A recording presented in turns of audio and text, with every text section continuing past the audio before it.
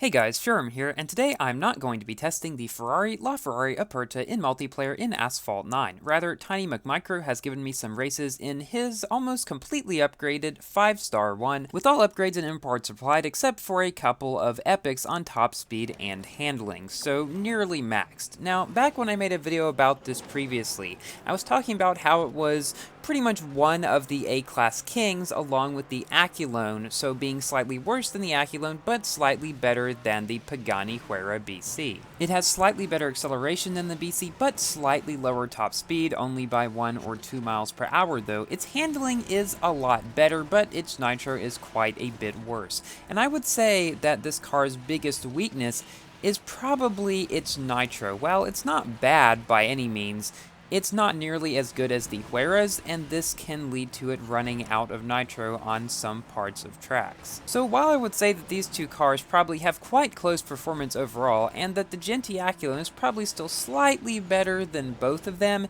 the BC is probably still going to take the cake for multiplayer simply because of that really good nitro efficiency, which is so important in these cases to keep that high top speed. Now at this point, the Techrules AT96, another A-class car, the Grand Prix for that has come out, and I will talk a little bit about that more later and probably make a dedicated video on it. Now, that car at max has a lot better acceleration than the Huayra, like 85 to 80 about. It has much better handling, the top speed is about the same, but again, the nitro is a bit worse. But due to that much better acceleration, if I had to speculate, I would probably say that the AT96 is going to be in fact the new king of Class A. Now I know that there probably will be some times on some tracks where it might run out of nitro where the Huayra doesn't, and most people aren't even going to be getting the AT96 at max. I mean, I don't know exactly how many blueprints you can get in the Grand Prix event for it, but in terms of overall event times, it's probably a slightly better car, but most people would likely still use the Huayra BC in multiplayer,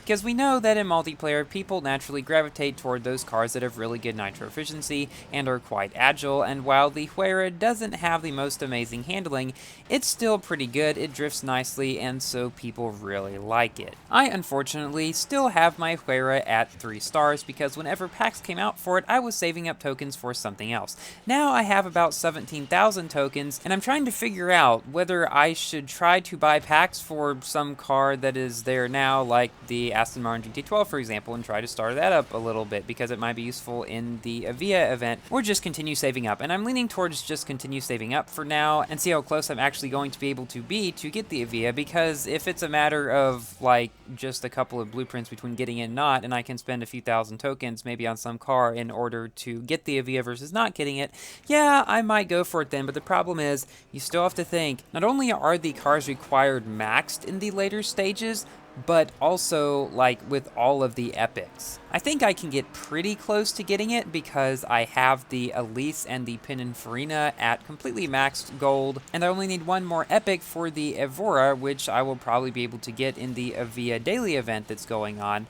But like, I don't know if just that is going to be enough in order to get the Avia, and I really don't think it will, because I don't have the Civic, although I will be playing the car hunt as much as I can in order to start it up, and I have the Ital Design Zero Uno at 3 stars instead of 4, just like most people coming out of the Rimac C2 event, so yeah, probably not going to get that maxed. And then my GT12 is at 2 out of 5 stars, and it would take a lot of tokens in order for me to start that up. It took me 7,000 tokens back when packs were first released for the GT12 to even unlock it, which is what I needed in order to get the Senna, so that's why I spent all that on it. But I'll just have to wait, bide my time, see what happens, and I'm currently a lot more thinking that I'll be likely to get the AT96 than the Avia, because the way that that works, from my understanding, there are 3 or so qualifying rounds, and in each of those, the top 10 in a randomly assigned group of 20 players will move up to the next qualification round, and then the top 3 out of the final 20 in the final round will be able to get the car.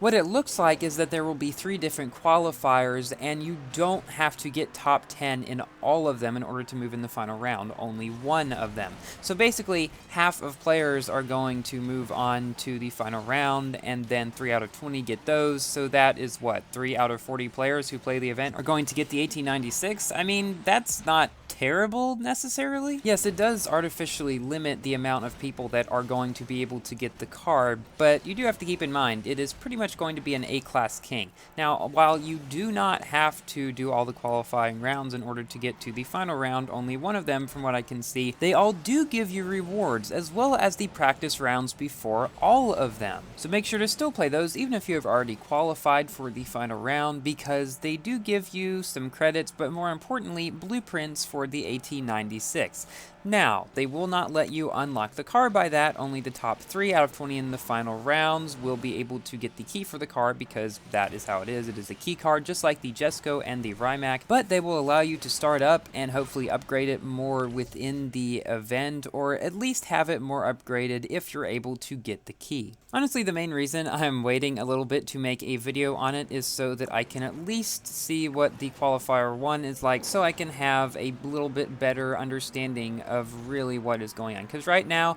although I'm pretty sure I understand it, I'm still slightly uncertain about all the details, so I'd rather wait a little bit and make a more accurate video. But of course, until I make that video, I will still be telling you guys tips in my multiplayer videos and stuff, and I am currently planning to do another stream this Saturday. I know I did one about the Avia event this past time, but I like doing one every time a new event comes out, so I feel that that would be a good idea. Something I don't quite understand is why they made the Techrules event go right along with the Avia event, instead of making one come right after the other like we are used to with special events in the past. One, it makes it so that people have to keep up with more at once, and two, it makes it so that the update has, well, not less content because you still are getting the events, but it doesn't last as long, because when they're both over, well, there's not going to be another special event until the next update most likely, and the Avia event already only has 19 days left, and the Techrules event I can't imagine is even going to be that long. So we'll get a bunch of stuff to do for the next few weeks, and then probably not much again like we had in the previous couple weeks. One thing I'm wondering, that a lot of people have been wondering too, is when are they actually going to do reruns of past special events? Because we have not actually heard anything about that, and I mean, while they did the Regera one on Switch sometime recently without even doing the Sheeran one, I think, that was just because, well, that game's behind and they hadn't even done any of them before. But on iOS, Android, and Windows, we haven't heard anything about any of the events being rerun. And honestly, I don't really think they will be for a while. Now, I do suspect that eventually we might get them again,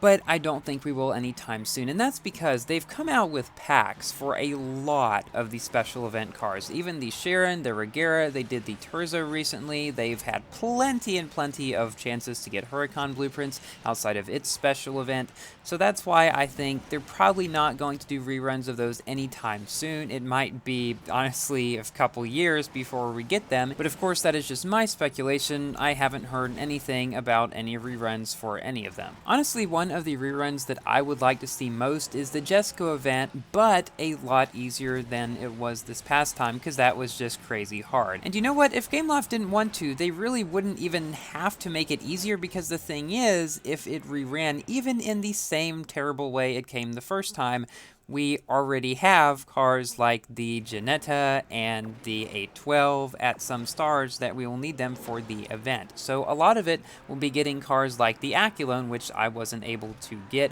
but just giving players a second chance to get this king of the game that almost nobody managed to get before. So that's the one that I would really like to see come again. While I wouldn't enjoy it because it was just kind of a painful event overall, I think it would be best to give people another chance. So now it's time for the general review of the car, and because I only have it at 2 stars, I'm going to use some of TinyMcMicro's words here. Basically, although the car is a good one, definitely one of the best cars of Class A, it does require a lot of blueprints, 250, which is 50 more than either the Sheeran or the Regera. Its special event was not the easiest thing, and while top speed and handling are pretty good, as well as the acceleration being slightly better than the Huera's, Its nitro duration just makes it run out of nitro in some cases where cars like the Huayra might not, which makes it a good car but not necessarily a great one. So we're coming up to the end of this final race with this Huracan right behind him, and TinyMcMicro takes the victory. Thanks to him for these races, and thanks to you all for watching. Please like the video if you have enjoyed, and consider subscribing for more Asphalt and other games content, and I will see you in my next video. Goodbye!